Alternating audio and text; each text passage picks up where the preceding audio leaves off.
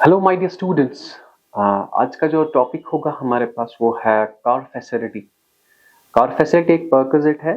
मतलब होता क्या है कि हम एम्प्लॉय को कार फैसिलिटी देते हैं। मतलब कार होती है एम्प्लॉयर की और देते हैं हम एम्प्लॉय को। ठीक। अब ये कैश में नहीं देते, हम उसे कार ही देते हैं। मतलब कि उसे घर से ऑफिस, ऑफिस से घर, हम उसके लिए एक फैसिलिटी देते हैं जिसे कार कहते हैं। ठीक। तो अब इसका टैक्सेबल ट्रीटमेंट क्या होगा वो हम पढ़ेंगे। ठीक। द क्वेश्चन इज, जो रूल है, car facility given by employer to employ. मतलब गाड़ी है एम्प्लॉयर की, देता किसे है ये? एम्प्लॉय को। तो अगर ये कार इस्तेमाल होगी, सबसे पहले it is taxable under specified cases. If it is a specified employ, अगर ये स्पेसिफाइड एम्प्लॉय है तब जाके ये टैक्सेबल है। ठीक। ओके।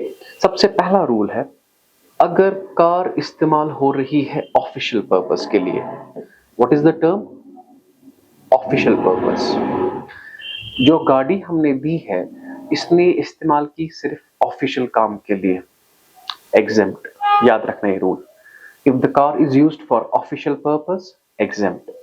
अगर ये कार इस्तेमाल हो गई प्राइवेट पर्पस के लिए, if the car is used only for private purpose, मतलब बिजनेस के काम के लिए इस्तेमाल नहीं हो रही है, इसके घर के काम के लिए ये इस्तेमाल हो रही है, जितना भी खर्चा होगा, actual expenditure paid by employer are taxable. जितना खर्चा इस गाड़ी पे लगेगा वो सारा का सारा क्या है? टैक्सेबल। ठीक। सर वो खर्चा क्या होगा वो बताऊंगा मैं। सबसे पहले running and maintenance expense, depreciation given या 10%, और तीसरा ड्राइवर की सैलरी। मतलब गाड़ी को चलाने के लिए पेट्रोल का खर्चा लगेगा, पेट्रोल का खर्चा से 10,000 लगा, वो 10,000 टैक्सेबल है। और इसके लिए हमने ड्राइवर भी दिया, सो ड्राइवर की जो सैलरी होगी वो भी टैक्सेबल होगी। और तीसरा पॉइंट, डेप्रिसिएशन दी है, अगर नहीं दी है तो हम ऑटोमेटिकली लेते हैं 10%। ठीक। थोड़ा बहुत फिर से समझेंगे। ये कार दी किसने? एम्प्लॉयर ने। किसे? एम्प्लॉय को।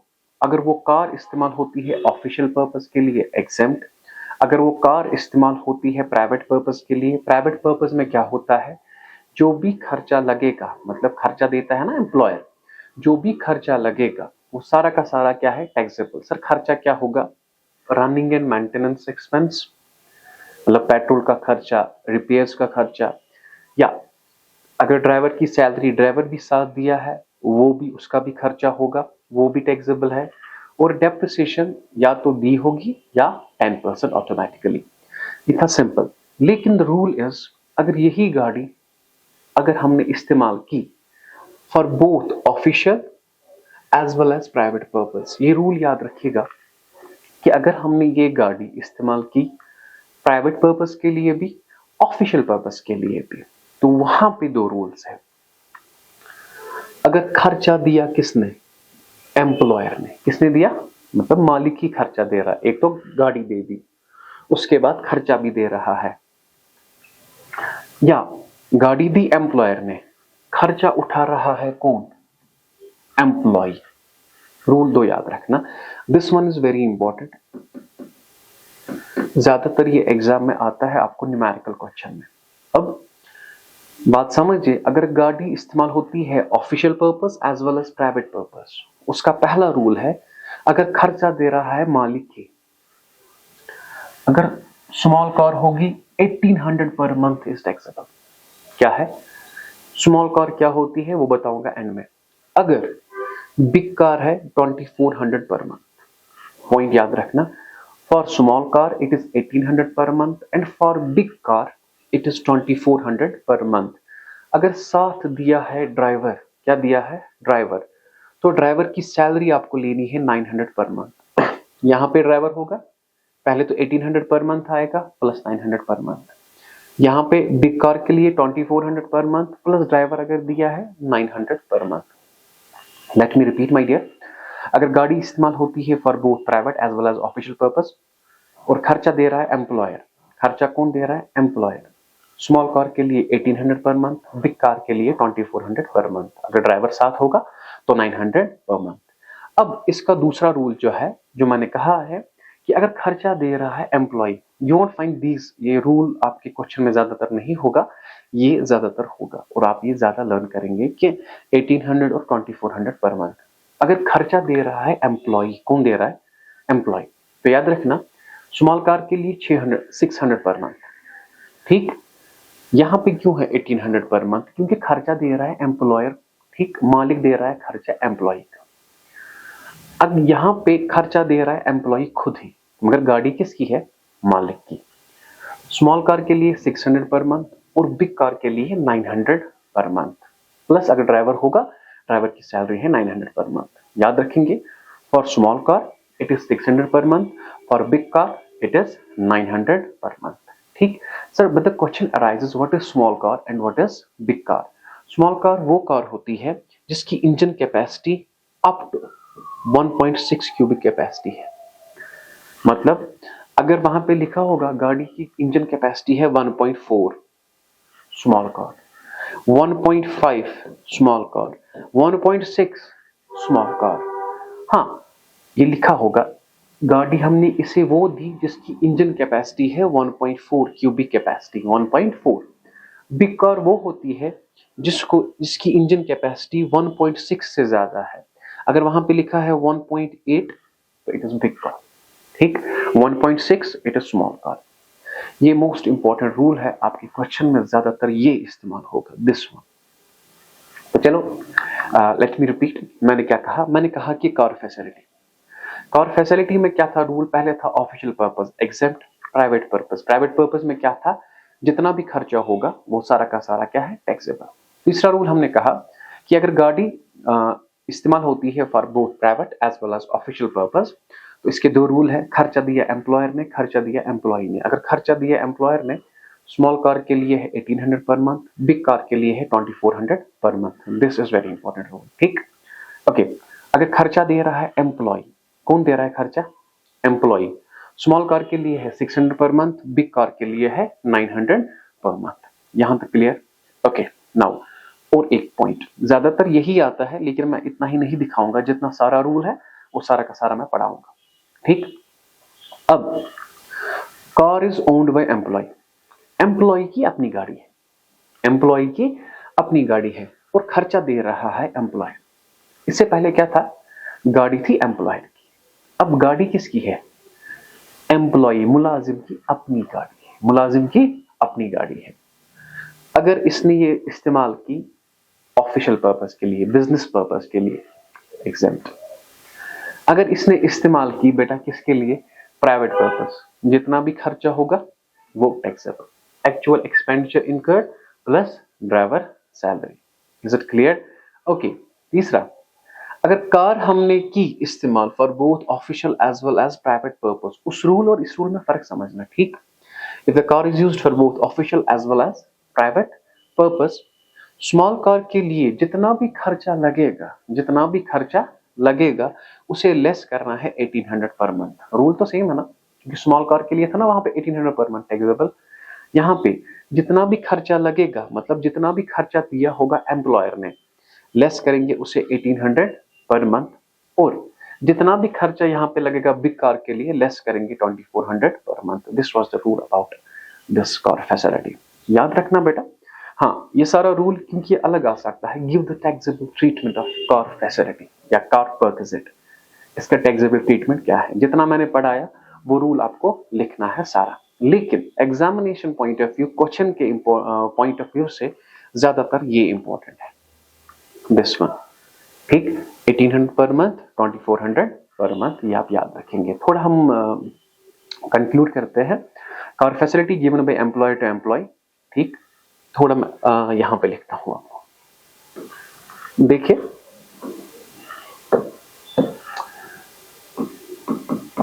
कार फैसिलिटी, ठीक। एम्प्लॉयर की गाड़ी, एम्प्लॉयर की व्हीकल, मतलब एम्प्लॉयर की गाड़ी है, ठीक। तो सबसे पहले अगर एम्प्लॉयर की गाड़ी है, अगर ऑफिस यूज एग्जेम्प्ट, दूसरा प्राइवेट यूज टैक्सेबल, जितना भी खर्चा लगेगा। तीसरा मैंने कहा अगर both private plus office use, इसमें दो रूल्स है। दो रूल्स क्या है? एक्सपेंस पेड बाय एम्प्लॉयर, यही है ना एक रूल। तो इसमें स्मॉल कार और क्या है? Big car. स्मॉल कार के लिए है बेटा 1800 पर मंथ और बिग कार के लिए है 2400 पर मंथ। अब इसका दूसरा रूल जो है यहाँ पे एक्सपेंस पेड बाय एम्प्लॉयर, यहाँ पे दूसरा रूल था एक्सपेंस पेड बाय एम्प्लॉय। ठीक, रूल क्या है? Both private and office use, expense paid by employer. Small car के लिए 1800 पर मंथ, बिग कार के लिए 2400 पर मंथ। यहाँ पे क्या था? 600 पर मंथ और यहाँ पे क्या था? 900 per month. Is it clear? यही था ना पॉइंट। ठीक, अब इसके बाद अब मैंने और एक पॉइंट कहा था कि कार फैसिलिटी एम्प्लॉयर की गाड़ी है। अब यहां पे बताऊं,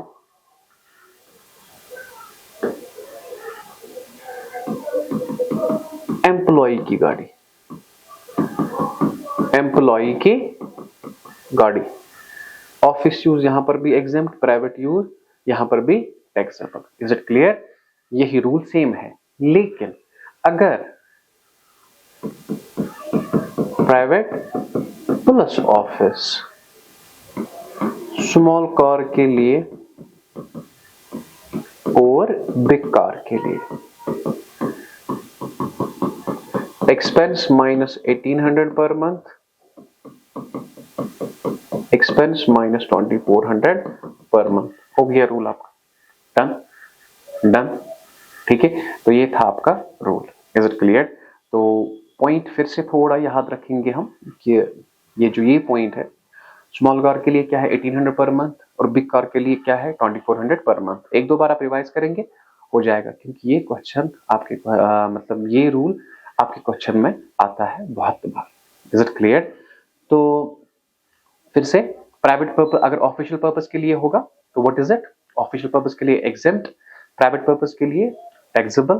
ठीक, और स्मॉल कार के लिए 1800 पर मंथ, बिग कार के लिए 2400 per month. Now we have our question जो हम करेंगे। ठीक,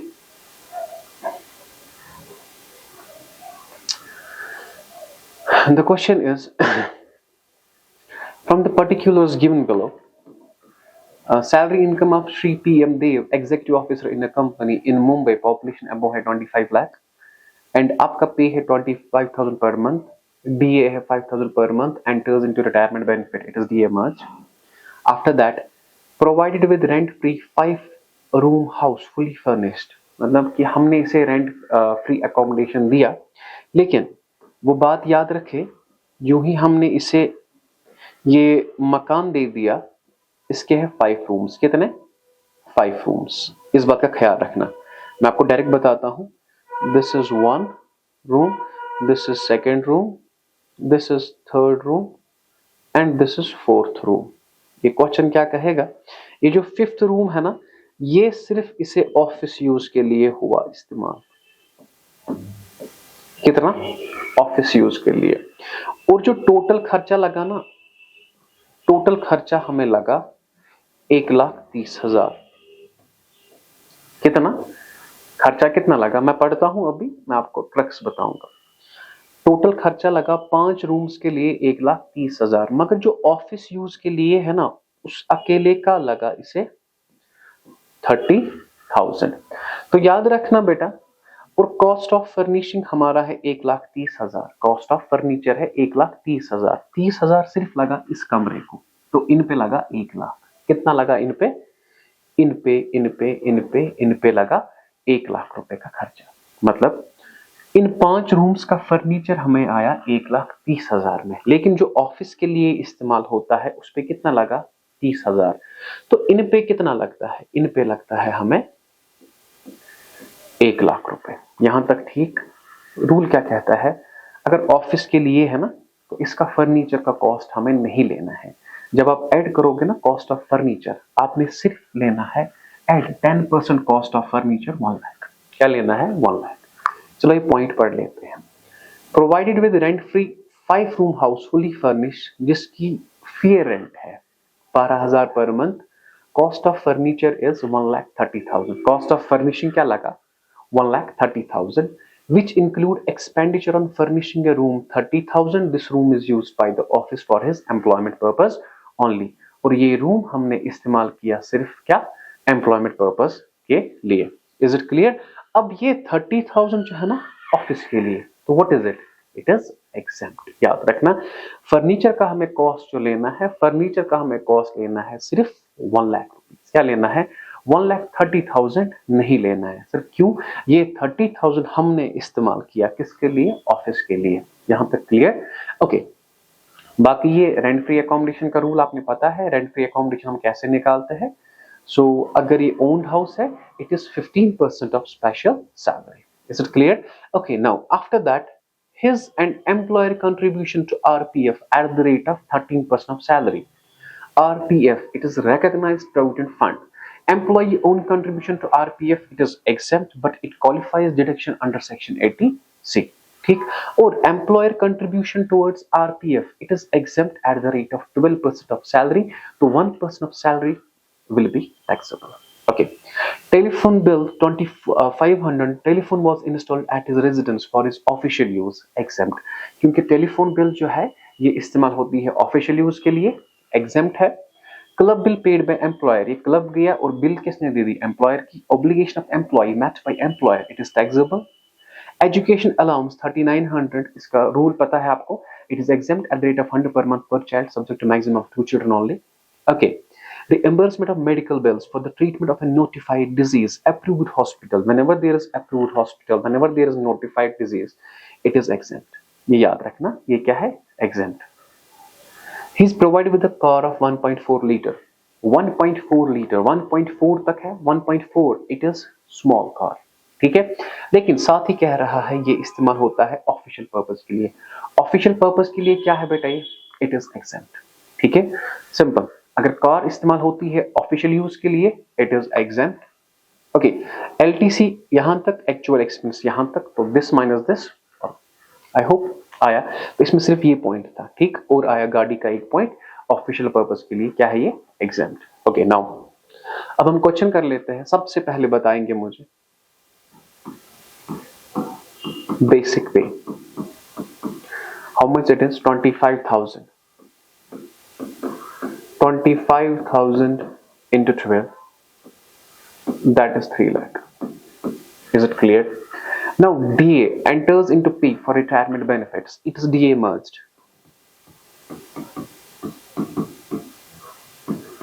DA merged 5,000 into 12, it is 60,000. Special commission isn't there, तो ये जो ये बनता है आपका, ये बन जाता है आपका सैलरी। ये पॉइंट मैंने आपको कहा है कि ये बनेगा आपका सैलरी, दैट इज 3,60,000। ये मैंने कहा था ना, ऐसे ही आपको निकालना है, तो बनेगा ये 3,60,000। ओके, अब यहां तक आइए। अब रेंट फ्री अकोमोडेशन है, ठीक। रेंट फ्री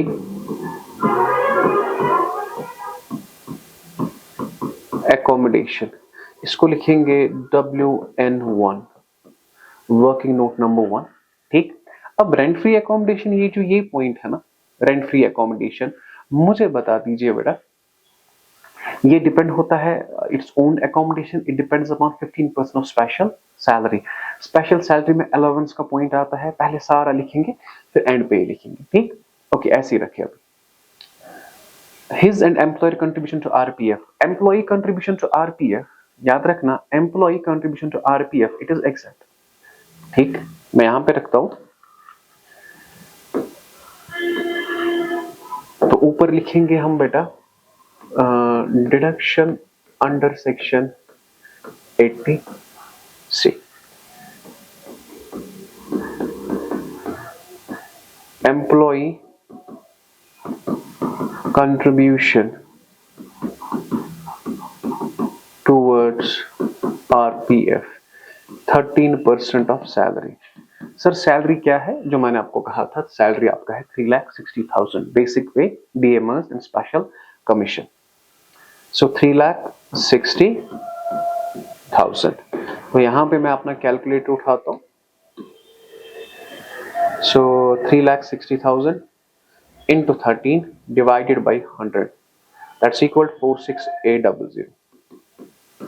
46800 ये आया डिडक्शन अंडर सेक्शन 80C। अभी ठीक। अब मुझे बताइए his and employer contribution. Employer का कंट्रीब्यूशन, एक तो एम्प्लॉय कंट्रीब्यूट करता है 80C, एम्प्लॉय जो कंट्रीब्यूट करता है 80C that is exempt but that qualifies deduction under section 80C। अब एम्प्लॉयर कितना कंट्रीब्यूट कर रहा है? सर एम्प्लॉयर भी करता है 13% कर रहा है ना, 13%। अगर मुझे बताए employer contribution towards RPF 13%, exempt कितना है? सो 12% ऑफ सैलरी। ठीक, तो चलो ऐसे लिखते हैं,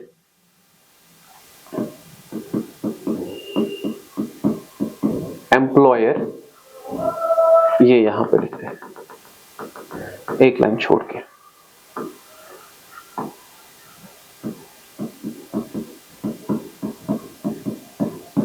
एम्प्लॉयर कंट्रीब्यूशन टू आरपीएफ हमने निकाला ना 13% अभी। तो 13% कितना है? 46800।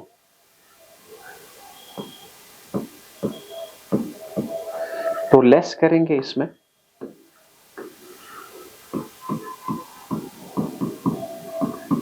%12 ऑफ सैलरी। 12% of salary 3,60,000। तो यहां पे लिखेंगे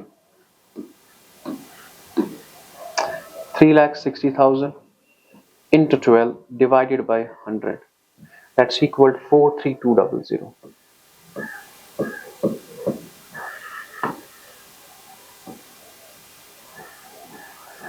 अब 46800 माइनस करेंगे 43200, दैट्स इक्वल टू 3600। ये आपका आया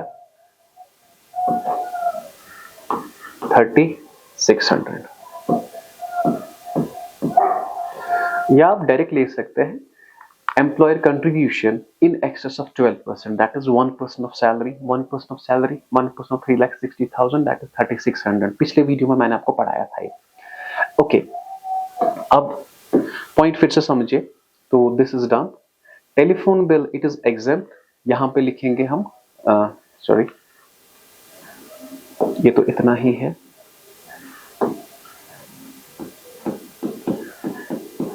telephone bill for official use, what is it? Exempt. Okay, इसके बाद club bill paid by employer, it is obligation of employ made by employer, it is taxable. तो यहां पे लिखेंगे क्लब बिल, मतलब इस एम्प्लॉय की है क्लब बिल, दी किसने बेटा? ये एम्प्लॉयर ने। कर्जा था एम्प्लॉय का, दिया किसने? एम्प्लॉयर ने। कितना दिया? 4100। So 4100 is taxable. Is it clear? Okay, now there is education allowance.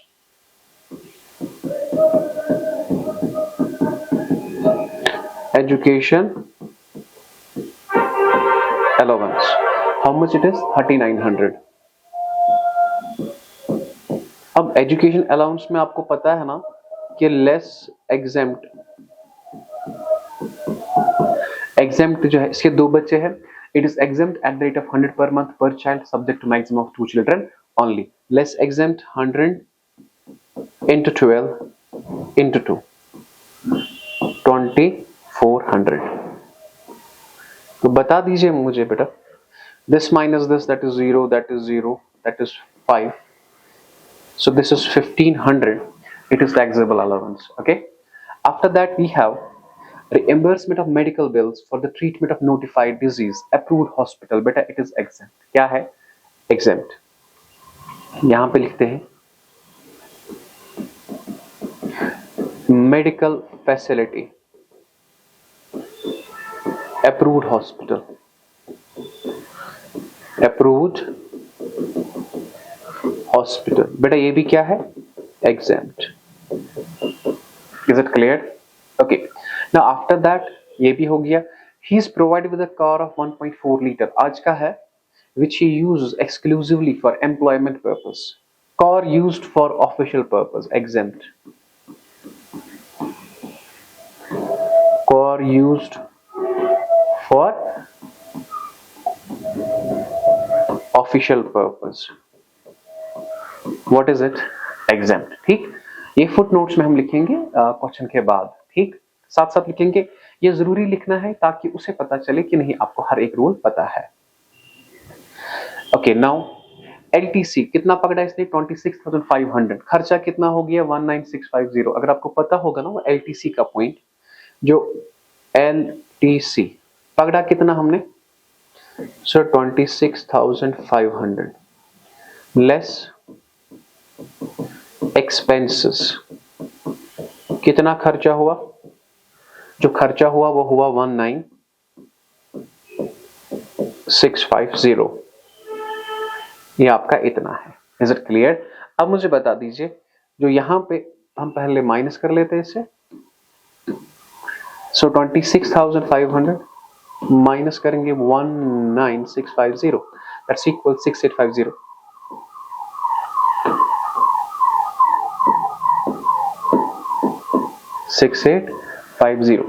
तो ये क्या है आपका?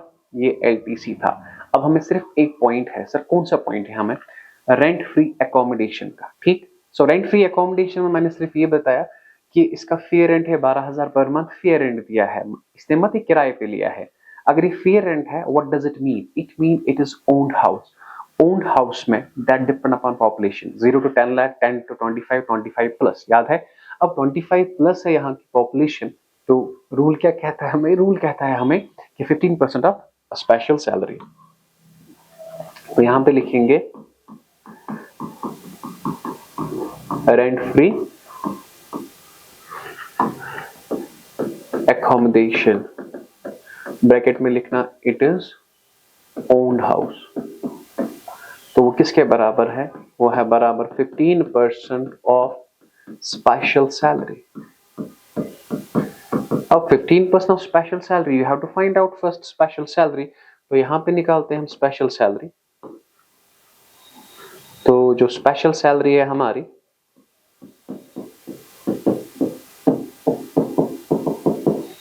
वो यहां पे होगी बेसिक पे, डीए मस्ट, ये तो नहीं आएगा, क्लब बिल भी नहीं आएगा, अलाउंस का पॉइंट आता है, that is 1500। Is it clear?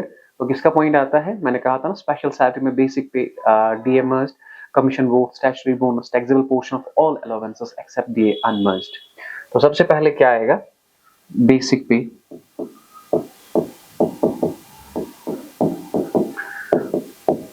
DA, basic पे था जो है 3 लाख और डीए मर्ज्ड है 60,000।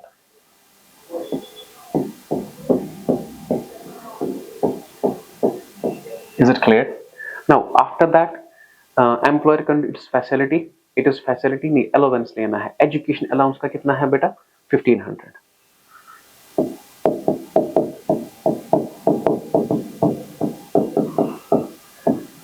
एजुकेशन अलाउंस का है 1500। This is 500, this is 1, 3,60,100, 3,60,000. What is it? It is special salary. So 15% of 3,61,500. You have to find it out. So 3,61,500 into 15 divided by 100. So that's equal 54,225. लेकिन यहाँ पे हमें करना है ऐड 10% कॉस्ट ऑफ फर्नीचर, लेकिन वो आपको लेना है सिर्फ 1 लाख, क्योंकि पहले ही मैंने कहा था ना कि इसमें कॉस्ट ऑफ फर्नीचर जो है वो है 1,30,000 है ना, लेकिन ऑफिस के लिए कितना है वो 30, उस कमरे का नहीं लेना है, ये पॉइंट था इसमें। सिर्फ आपको कॉस्ट ऑफ फर्नीचर लेना है 1 लाख पे, 10% ऑन 1 लाख, बिकॉज 1 लाख जो है वो प्राइवेट पर्पज के लिए से इस्तेमाल हो रहा है। जो 30,000 है उस कमरे का फर्नीचर है जहां पे वो सिर्फ ऑफिस का काम करता है। तो यहाँ पे 10% ऑफ 1 लाख इट इज 10,000। सो ये आपका आ गया 642225। यहाँ पे आप लिखेंगे WN1 working note number first 64225। Okay, and even your value of rent free house is 64225 as well. Okay, so rent free accommodation is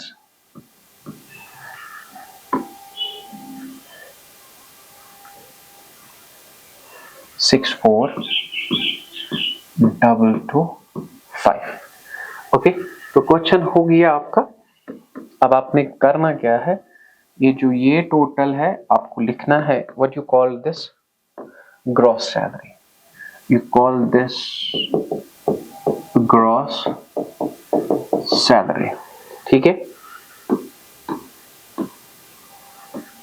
so gross salary क्या है आपकी 3,60,000 plus 64,225 plus 3,600 plus 4,100 plus 1,500 plus 6,850। So that's equal 440,275. 440,275 less करते हैं हम इसे standard deduction.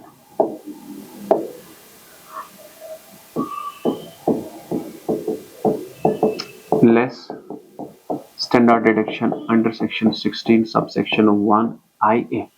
सो वो कितना होता है बेटा, वो है 50,000।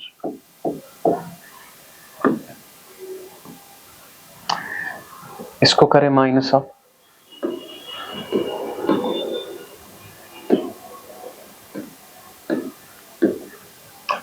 Okay 440,275 minus 50,000 that's equal 390,275।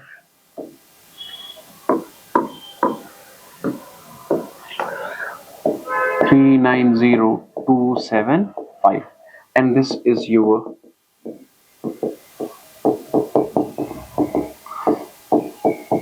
income from salary, income from salary। is it clear? तो what is your answer 390,275। बड़ा कुछ नहीं है, सैलरी बहुत इजी है, ठीक है। स्टेप वाइज आपको रूल्स पढ़ने हैं और साथ ही साथ आपको क्वेश्चंस करने थे। इसमें सिर्फ था रेंट फ्री एकोमोडेशन का क्वेश्चन। Is it clear? एक पॉइंट था रेंट फ्री एकोमोडेशन का। आई होप कि आपको ये समझ आया, ठीक है, कंप्लीट है। नेक्स्ट क्वेश्चन है हमारे पास। Shri Sukhwasi secretary to Hum Hamesha Nuksan limited at Pune population 20 lakh, the population is 20 lakh, okay, and for the period between, ये जो पीरियड होगा देख के ये आपको नई बुक पे दिया होगा, it is 23 to 24। is it clear? Because that's our previous year। has received the following salary and other payments from his company। salary is given 48,000 per month DA। यहाँ पे मत कहा गया है it is merged और unmerged, तो ये होता है unmerged, ठीक। city compensatory allowance it's taxable, entertainment allowance it is taxable, commission on sales achieved by him it is special commission, okay। rent free accommodation of a building furnished on which employer pays municipal tax on 60,000 per annum and furniture value is 1,20,000। देखिए rent free accommodation एक building की जो fully furnished है, जिसपे ये दे रहा है municipal tax, मतलब मालिक दे रहा है म्युनिसिपल टैक्स, मालिक देगा उसी का म्युनिसिपल टैक्स जो उसकी होगी, तो इट इज ओन्ड एकोमोडेशन। समझ आ रहा है? मेरे पास मकान है, मैं इसे म्युनिसिपल कमेटी को देता हूँ हर साल 10,000 इस मकान के लिए, ठीक है। मैं मतलब किसी और का म्युनिसिपल टैक्स दूंगा, मैं दूंगा सिर्फ अपनी प्रॉपर्टी का। तो एम्प्लॉयर ने यहाँ पे म्युनिसिपल टैक्स दिया है, इट मींस ये एम्प्लॉयर की अपनी बिल्डिंग है, अपनी बिल्डिंग है, तो what does it mean? It mean it is owned accommodation, okay. So if it is owned accommodation and the population is 20 lakh, 0 to 10, 10 to 25, 25 तक हमें लगता है 10% of special salary. Medical bills reimbursed by the company, treatment taken from a private hospital. Treatment taken from a private hospital, it is taxable. याद है ना medical facility. And medical, he's provided with a car of 1.8 liter capacity. 1.8 liter capacity, what does it mean? It is big car, okay, which is partly used for personal and partly for employment. जो आधा होता है employment के लिए, जो आधा होता है ऑफिस के लिए. इतना ही पढ़ना, क्योंकि it is both used for private as well as official use. It is taxable at the rate of 2400 per month because it is big car. It is big car. लेकिन हाँ, there is a driver salary. मैंने आपको कहा था ना driver की salary कितनी लेनी है. ड्राइवर भी है ना इसके साथ, तो ड्राइवर जो है, ड्राइवर की सैलरी आप लेंगे 900 पर मंथ. सर बाकी ये कह रहा है इसकी डेप्रिसिएशन इतनी है, ये 40% कार है पर्सनल पर्पस के लिए, तो आप गलती करोगे, 60% ऑफिशियल लोगे, 40% ये लोगे. नहीं, simple. What does it mean? 40% private, 60% official. It means आधा इस्तेमाल होता है प्राइवेट के लिए, आधा इस्तेमाल होता है ऑफिस के लिए. तो what is the rule? Rule is 2400 per month, and if there's driver 900 per month. बस हो गया इसका ये. As per terms of agreement, his professional tax of 2000 paid by employer. The rule is professional tax. ये जो point आया ना professional tax का, पहले मैं आपको एक पॉइंट बताता हूँ. प्रोफेशनल टैक्स का एक रूल है हमारे पास कि प्रोफेशनल टैक्स क्या होगा. अगर आपके क्वेश्चन में लिखा है प्रोफेशनल टैक्स, क्या लिखा है? Professional tax. याद रखिएगा, अगर ये दिया एम्प्लॉयर ने, आपको देना था खुद, लेकिन दिया आपके बदले किसने? एम्प्लॉयर ने. तो आपका कर्जा दिया एम्प्लॉयर ने, टैक्सेबल. ठीक, लेकिन क्वालिफाइज एंड पे आपको ये माइनस करना है. अगर इसने 5000 दिए, 5000 है टैक्सेबल, और एंड पे जब आप ग्रॉस सैलरी निकालेंगे ना, जहां पे आप लेस करते हैं स्टैंडर्ड डिडक्शन, वहां पे और एक डिडक्शन माइनस करनी है अंडर सेक्शन 16, वही 5000. मतलब पहले टैक्सेबल लेना है, फिर एंड पे माइनस करना है. पॉइंट याद रखना. अगर आपने दिया खुद एग्जेम्प्ट, मतलब ये टैक्सेबल नहीं है क्योंकि आपने खुद दिया, एंड पे तब भी डिडक्शन आती है. समझ आया? बहुत इजी सा है. एंड पे आपको, मतलब अगर आपने 5000 दिए, 5000 दिए, एंड पे आपको वो माइनस करना है, चाहे आप दे दो या आपका एम्प्लॉयर दे दे, एंड पे आपको ये माइनस करना है. लेकिन हाँ, अगर मालिक दे दे टैक्सेबल है, अगर आप खुद देंगे एग्जेम्प्ट है. फिर से पॉइंट समझिए. Professional tax paid by, professional tax अगर दिया एम्प्लॉयर ने, क्या दिया? एम्प्लॉयर ने, टैक्सेबल. अगर आपने दिया खुद, एग्जेम्प्ट. अब सर डिडक्शन का मतलब हर एक जगह डिडक्शन आएगी, मतलब डिडक्शन एंड पे माइनस करना है. ठीक, तो ये पॉइंट मैं बताऊंगा क्वेश्चन में ही. पहले ये रूल आप याद रखेंगे. प्रोफेशनल टैक्स अगर एम्प्लॉयर ने दिया टैक्सेबल, अगर दिया एम्प्लॉय ने इट इज एग्जेम्प्ट. लेकिन हर एक सूरत में ये deduction under section 16 sub section 3, तो ये माइनस होता है. ठीक, चाहे एम्प्लॉयर दे दे, एम्प्लॉय दे दे, सब कंफ्यूज क्वेश्चन में ही हम करेंगे, आपको समझ आएगा. So during the year he traveled in connection with his job was paid 16,000 as traveling allowance and 12,000 as daily allowance. Traveling allowance and daily allowance fully exempted. याद है मैंने कहा था ना कि अगर नहीं दिया होगा तो ये exempt है. टीए exempt है, daily allowance भी है, वो exempt है. His and employer contribute 90,000 to RPF. देखिए ये his employee contribution towards RPF exempt. Employer contribution towards RPF exempt at the rate of 12% of salary. ठीक. Okay, during the year he paid 6450 as life insurance premium to insure his life of his major son. इसने life insurance premium दे दिया. कितना दे दिया? 6450. अगर 6450 दे दिया तो इसका मतलब क्या है बेटा? ये आता है एटीसी में. किसमें आता है? एटीसी में. लेकिन ये इसी ने दिया. अगर एम्प्लॉयर देता तो टैक्सेबल होता. ठीक, चलो क्वेश्चन कर लेते हैं. बहुत इजी सा क्वेश्चन है. तो सबसे पहले सैलरी है आपका, जिसे हम बेसिक पे लिखते हैं 48,000 into 12. इसके बाद हम लिखते थे डीए मर्ज, वो है ही नहीं, लेकिन there is special commission.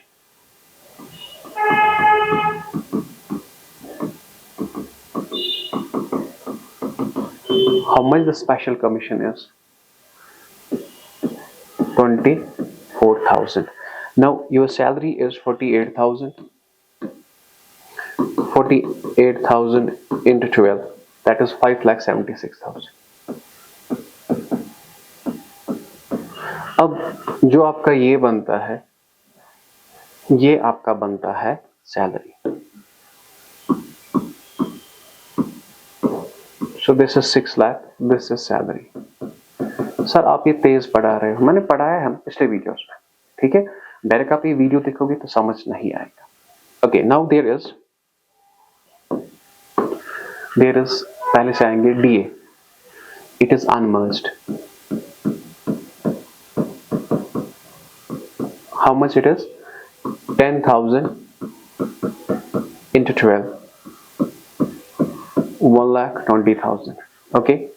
CCA, City Compensatory Allowance, CCA, how much it is?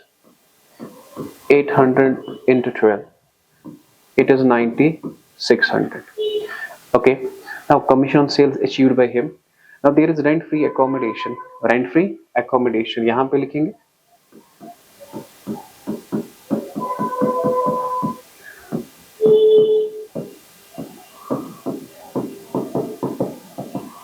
यहाँ पे लिखूंगा WN1, वर्किंग नोट नंबर 1, वो बाद में बनाएंगे रेंट फ्री एकोमोडेशन, ठीक। Medical bills reimbursement, medical bills कहाँ पे? 12,000 रुपए प्राइवेट हॉस्पिटल में, ठीक। यहाँ पे लिखूंगा मैं, इट इज मेडिकल फैसिलिटी। कहाँ पे बेटा? Private hospital. It is fully taxable. How much it is? 12,000 रुपए। Okay, after that he is provided with the car, it is car facility, ठीक। आज का पॉइंट है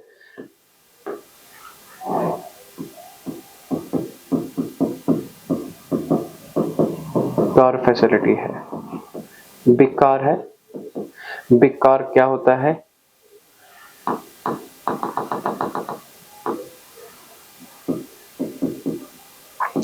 बिग कार 2,400 पर मंथ, और driver की salary 900 into 12. Is it clear? So 2,400 into 12, that's equal 28,800, और है 900 into 12, that's equal 10,800। इसका sum up करेंगे, ये आपको बनेगा plus 28,800, that's equal 39,600।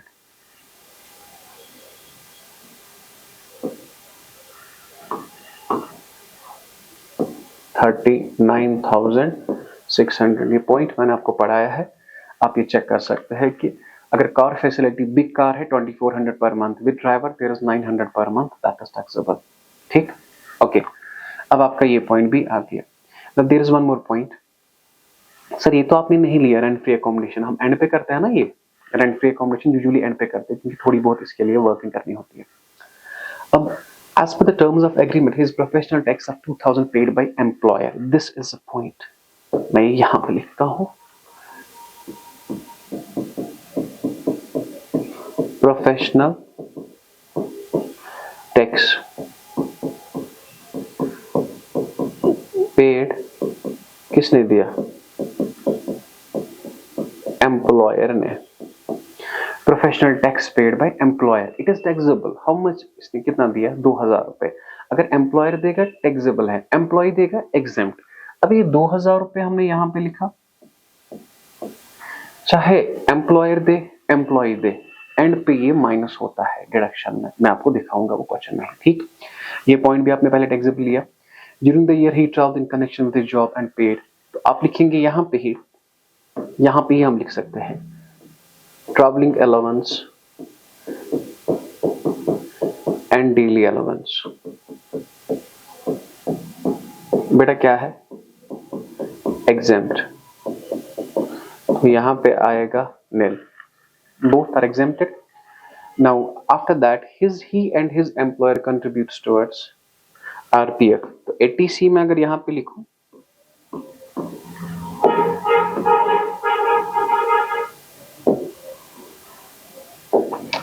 Employ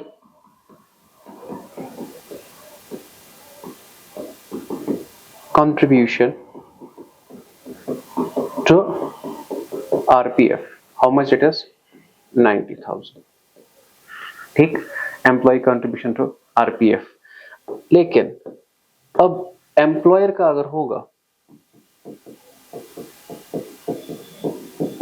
employer contribution to RPF, that is 90,000. Less करेंगे,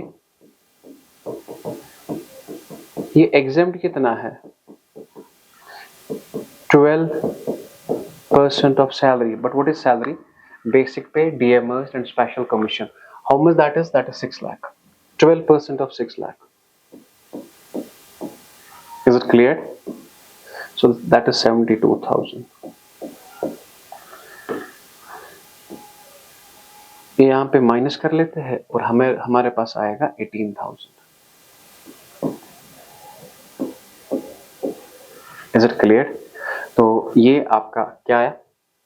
एम्प्लॉयर कंट्रीब्यूशन टू RPF 90,000 था, एग्जेम्प्ट है 12% of salary, 12% of 6 lakh, that is 72,000, और 72 90 minus 72,000 we got 18,000. Is it clear? अब पॉइंट्स तो हमने पढ़े हैं ना. अब बड़ा है, इट हार्डली मैटर्स कि हमें नहीं आता, हमें आता है रूल्स पढ़े हैं बस. During the year he paid 6450. He paid means employ paid life insurance premium. बेटा ये लाइफ इंश्योरेंस प्रीमियम कहां पे आता है? ये 80C में आता है. लाइफ इंश्योरेंस प्रीमियम कितना है? 6450. सो 96,450 is your 80C. So 96,450 is your 80C. Is it clear? Okay, now what we have to find out? We have to find out rent free accommodation. उसका थोड़ा बहुत हमें करना है. So rent free accommodation हम यहाँ पे लिखेंगे rent free accommodation owned house. अब owned house है लेकिन उसकी पॉपुलेशन क्या है? 20 lakh. 0 to 10, 10 to 25, 25 plus 7.5, 10 and 15%, जो मैंने आपको कहा था. ठीक. So 10% of special salary. 10% of special salary. But you have to find out the special salary. Sir एक एक रूल आप दिखा रहे. Welcome to salary my dear. तो स्पेशल सैलरी हम यहां ऐसे लिखेंगे. सबसे पहले बेसिक पे. बेसिक पे आपका है 5,76,000. Is it clear? और था कमीशन बोथ, था ना कमीशन बोथ. तो ये है स्पेशल कमीशन.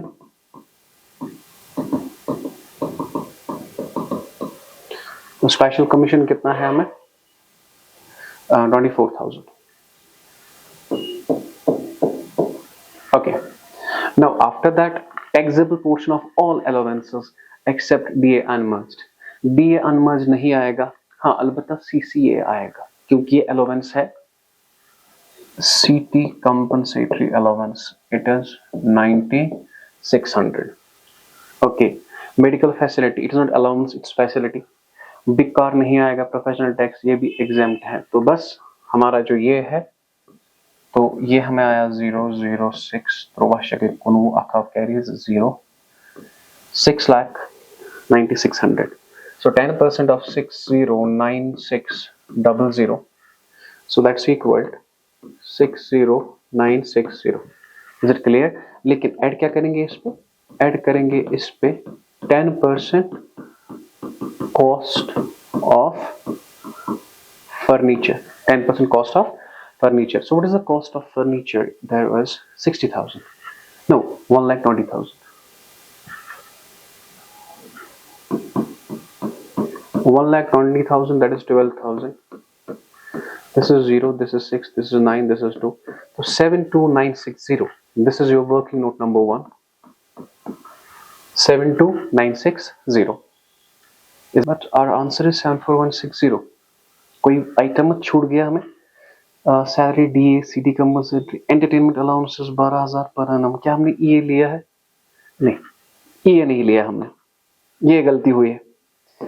एंटरटेनमेंट अलाउंस, ठीक, क्योंकि ये आएगा ना आपको कहाँ पे, ये आएगा आपको स्पेशल सैलरी में। ये कितना है आपका, ये है आपका 12,000। अब बता दीजिए जब यहाँ पे स्पेशल सैलरी है ना, यहाँ पे आप लेंगे ना ये आपको लेना है 12,000 रुपए और इसका आप टोटल करेंगे। जब गलत होता है तो इंसान फिर इस्तेमाल करता है कैलकुलेटर, है ना। So this is 6 lakh plus 9600 plus 12,000, so that's equal 621600। अब यहां पे ये सारा रब करना है हमें, कितना है बेटा, so 10% of 621600, so that's equal 62160, यही आया ये 621600 और प्लस 12,000 जब आप ये ऐड करेंगे इसे तो ये बनेगा 061474160, आपका रेंट फ्री अकोमोडेशन का वैल्यू है 74160। So this is the working note number 1। कहाँ पे लिखेंगे 74 कहाँ है rent free accommodation 74160। Is it clear. अब ये आप यहाँ पे लिखेंगे, यहाँ पे क्या आज आप लिखेंगे, यहाँ पे लिखेंगे आप इसे ग्रॉस सैलरी। अब जो ही आपने ग्रॉस सैलरी लिखा तो you have to sum it up first. तो बता दीजिए 6 lakh plus 1,20,000 plus 9,600 plus 74160 plus 12,000 plus 12,000, ठीक, प्लस 39600 प्लस 2,000 प्लस 18,000 887360। सो ये आपका आया ग्रॉस सैलरी 887360, ये आपका आया ग्रॉस सैलरी। अब इसमें माइनस क्या हम करेंगे, इसमें दो चीजें आज माइनस करनी है, उसका ख्याल आप रखेंगे। पहले करेंगे less standard deduction under section 16 sub section 1IA। दूसरा हम करेंगे प्रोफेशनल टैक्स। सर कौन सा प्रोफेशनल टैक्स, जो ऊपर है professional tax under section 16 sub section. Is it clear. अब बता दीजिए स्टैंडर्ड डिडक्शन आपने 50,000 माइनस करना है और प्रोफेशनल टैक्स जो है आपका वो कितना है, कहाँ है प्रोफेशनल टैक्स, ये है, ये आपका है 2,000 जो कि आपको माइनस करना है। ब्रैकेट में रखिएगा क्योंकि इसी से आपको पता चलता है कि ये माइनस करना है। अब बता दीजिए जो आपका ये पॉइंट निकलेगा ये क्या होगा आपको, ये होगा आपको income from salary, income from salary, ठीक है बेटा। तो यहां पे 887360 माइनस करेंगे 52,000, सो दैट्स इक्वल 835360, 835360 ये आपका आंसर है, ठीक है बेटा। याद रखना जितना आपने पढ़ा है ना इसी में क्वेश्चन आएगा, इससे इजी क्वेश्चन आएगा, ठीक। अब मैं बुक के क्वेश्चन दिखा रहा हूं सो दैट कि आपको होल्ड आ जाए सैलरी पे। याद रखना जब आप सैलरी करोगे ना तो आप में एक कॉन्फिडेंस आएगा कि नहीं हम कुछ भी कर सकते हैं। Is it clear. ओके ये क्वेश्चन था, इसी के साथ ये कंक्लूड हो गया। लेकिन मैं आज आपको एक क्वेश्चन दूंगा बुक का, ठीक है, थोड़ा बहुत मैं पढ़ूंगा और आपको कहूंगा ये क्वेश्चन कैसे करना है, आप वो करेंगे अगर मैं, ठीक। सबसे पहले है mister A received income during the year 36,000 per month. अगर आप 36,000 पर मंथ करेंगे ना यहाँ पे 36,000 इंटू 12 दैट्स इक्वल 4,32,000। इसने लिया है सिर्फ 11 मंथ। क्या लिया है चेक कीजिए, इसने कहा है 36,000 पर मंथ, 3,96,000।